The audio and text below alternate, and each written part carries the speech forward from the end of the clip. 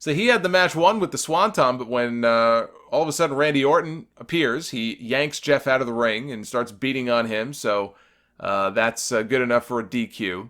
And Orton then proceeds to beat up Jeff Hardy for an uncomfortably long stretch of time.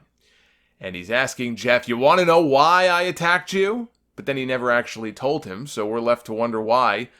Why is Randy Orton out to kill Jeff Hardy?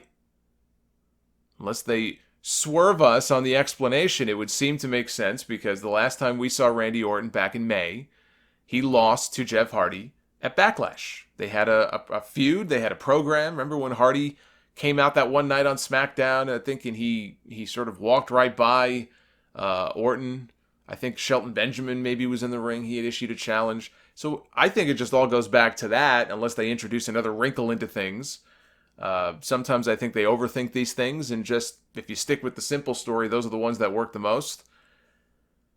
So Orton reaches down, and we see that Jeff Hardy has an unusually large hole in his earlobe, where an earring would go.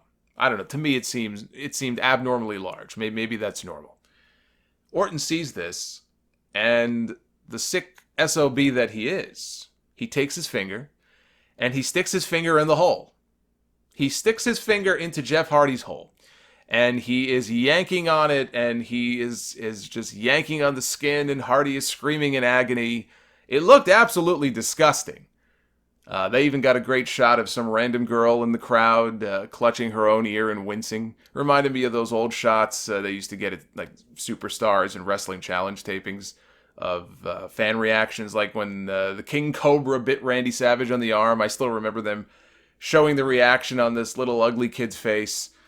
So Orton then gives Hardy a draping DDT off the announce table onto the floor. This is the most interesting version of Randy Orton, the one who just comes out and, sadistically just beats the crap out of people. The sadistic Randy Orton. This is 2009 Randy Orton, the one who punted Vince McMahon in the head, the one that had that I Quit match with John Cena, which I still think is one of their best matches, at that Breaking Point pay-per-view, where he handcuffed Cena to the ring post and he pummeled him with a kendo stick. If we assume Orton beats Hardy at SummerSlam, if that's the match, and let's say Orton wins, and also let's say AJ manages to retain the championship over whoever he defends it against at SummerSlam, and I'm not convinced he will, but let's say he does, Orton and Styles is a program that we have not yet seen. I know they've had a couple of matches on TV. I think Randy Orton even beat him once on SmackDown a couple of years ago, or maybe last year, to go to the main event of WrestleMania. Oh, I say main event. I think that was the match he had with Bray Wyatt, which was hardly the main event. So they've had a couple of matches on TV before, but never a full-blown program.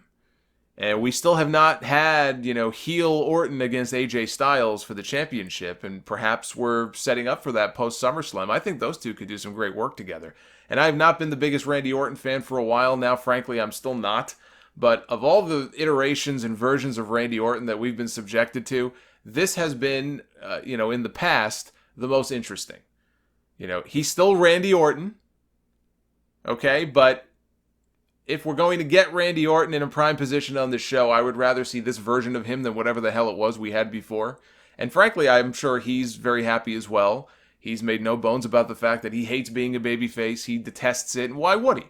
Why would he like being a babyface? Randy Orton strikes me as being a heel in real life, and so this is just him being himself and sticking his finger in people's holes.